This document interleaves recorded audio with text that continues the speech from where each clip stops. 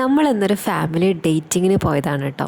നമ്മളെ ഇവിടുത്തെ വർക്കിംഗ് അവേഴ്സും ഡേയ്സൊക്കെ കൂടി നമുക്ക് ഒരുമിച്ച് ഒരു ദിവസം ഫ്രീ ആയിട്ട് കൂടാൻ പറ്റുക എന്ന് പറയുന്നത് വളരെ റെയറാണ്.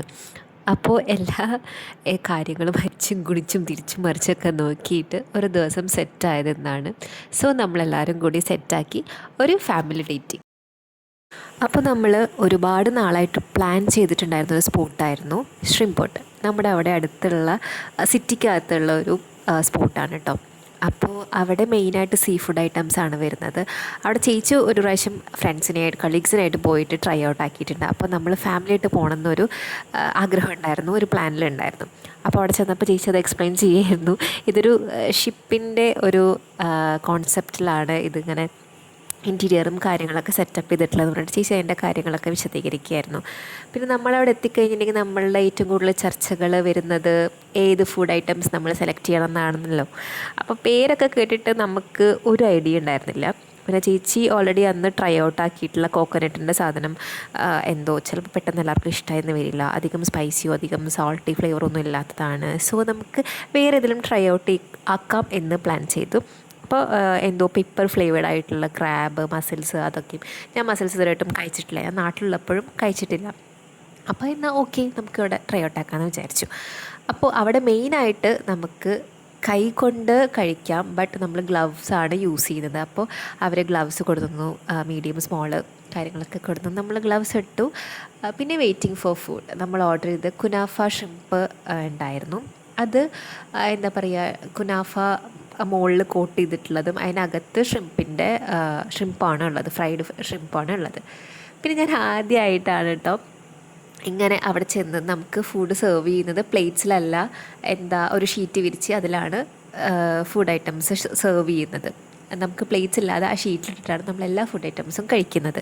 അപ്പോൾ അവരുടെ ഒരു പാത്രം കണ്ടില്ലേ, അതിലാണ് അവരെല്ലാ ഐറ്റംസും സെർവ് ചെയ്യുന്നത് കേട്ടോ. അപ്പോൾ നമ്മുടെ അടുത്തത് വന്ന് ഇങ്ങനെ സെർവ് ചെയ്ത് നല്ല ചൂടുണ്ടായിരുന്നു കേട്ടോ.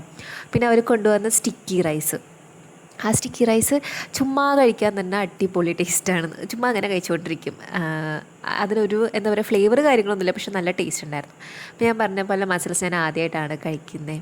അപ്പോൾ അതെനിക്ക് കഴിച്ചപ്പോൾ ഭയങ്കര സന്തോഷമായി. പിന്നെന്താ പറയുക, ആ ഫ്രൈഡ് റൈസും പിന്നെ അവർ കൊണ്ടുവന്ന ആ ക്രാബിൻ്റെയും ഷ്രിംപിൻ്റെ ഒക്കെ ഒരു സോസ്, ആ ഒരു ഗ്രേവി ഉണ്ടല്ലോ, അത് അടിപൊളിയായിരുന്നു. എന്ന് വെച്ചിട്ടുണ്ടെങ്കിൽ നല്ല സ്പൈസി ആയിട്ട് നമുക്ക് തോന്നും, ബട്ട് അധികം ഓവർ സ്പൈസി അല്ല. ആ സ്പൈസിയുടെ കൂടെ തന്നെ ഒരു സ്വീറ്റ് ആൻഡ് സോർ ടേസ്റ്റൊക്കെ ഉണ്ടായിരുന്നു. അപ്പോൾ നല്ല രസമുണ്ടായിരുന്നു കഴിക്കാനായിട്ട്, ആ വൈറ്റ് റൈസിൻ്റെ കൂടെ മിക്സ് ചെയ്ത് കഴിക്കാനായിട്ട് കേട്ടോ. പിന്നെ എന്താ പറയുക, ഷ്രിംപ് അത് അവർ അതിൻ്റെ ആ ഷെല്ലൊന്നും കളഞ്ഞിട്ടൊന്നുമില്ല, കോട്ടിംഗ് ഒന്നും കളഞ്ഞിട്ടൊന്നുമില്ല, ചുമ്മാ അതിങ്ങനെ ഇട്ടിരിക്കുകയാണ്. അത് പൊളിച്ചിട്ട് വേണം നമുക്ക് കഴിക്കാനായിട്ട്. ആക്ച്വലി നമുക്ക് രണ്ട് കൈയും യൂസ് ചെയ്യണം, നമുക്ക് വീഡിയോ ഒക്കെ എടുക്കാനായിട്ട് ബുദ്ധിമുട്ടായിരുന്നു. പിന്നെ എന്തൊക്കെയോ ഒപ്പിച്ചിട്ടൊക്കെയാണ് വീഡിയോസൊക്കെ എടുത്തത്. നമുക്ക് ശരിക്കും രണ്ട് കൈ കൊണ്ട് ഫ്രീ ആയിട്ട് കഴിക്കാം കേട്ടോ അതിൻ്റെ ഐറ്റംസൊക്കെ. ഞാൻ ഈ കുനാഫ ഷ്രിംപ് കഴിച്ച് നോക്കിയപ്പോൾ എനിക്ക് ഭയങ്കരമായിട്ട് ഇഷ്ടമായി. അതിൻ്റെ ആ ഒരു ഡിപ്പിൽ മുക്കി കഴിക്കാനാണ് ഏറ്റവും നല്ല, കുറച്ചും കൂടി ഫ്ലേവറൊക്കെ കൂടി കിട്ടിയിട്ട് നല്ല രസമുണ്ടായിരുന്നു കഴിക്കാനായിട്ട്. പിന്നെ എനിക്ക് ഡിഫിക്കൽട്ടായിട്ട് തോന്നുന്നത് ഇത് ക്രാബ് കഴിക്കാനാണ്. ക്രാബ് കഴിക്കാൻ ഒരു എന്താ പറയുക, ഒരു എക്സ്പേർട്ട്, അതൊരു കഴിവാണ് ക്രാബ് കഴിക്കുക എന്ന് പറയുന്നത്. എനിക്ക് തീരെ അറിയില്ല ക്രാബ് കഴിക്കാനായിട്ട്. പിന്നെ ഓൾമോസ്റ്റ് സ്പൈസി ഐറ്റം ആയതുകൊണ്ട് തന്നെ നമുക്ക് ഒരു കൂൾ ഡ്രിങ്ക്സ് മസ്റ്റായിരുന്നു. അതിൻ്റെ കൂടെ ഒരു സോഫ്റ്റ് ഡ്രിങ്ക്, ഈ സ്പ്രൈറ്റും കൂടി കഴിച്ചപ്പോൾ നല്ല രസമുണ്ടായിരുന്നു കേട്ടോ. ക്രാബിൻ്റെ മുകളിൽ ഞാൻ ഒരുപാട് കഷ്ടപ്പെട്ടു കഴിക്കാനായിട്ട്. അതിൻ്റെ ഉള്ളിലുള്ള നമുക്ക് കിട്ടാവുന്ന അതൊക്കെ ഫ്ലഷൊക്കെ നമ്മളെടുത്ത് കഴിച്ചു.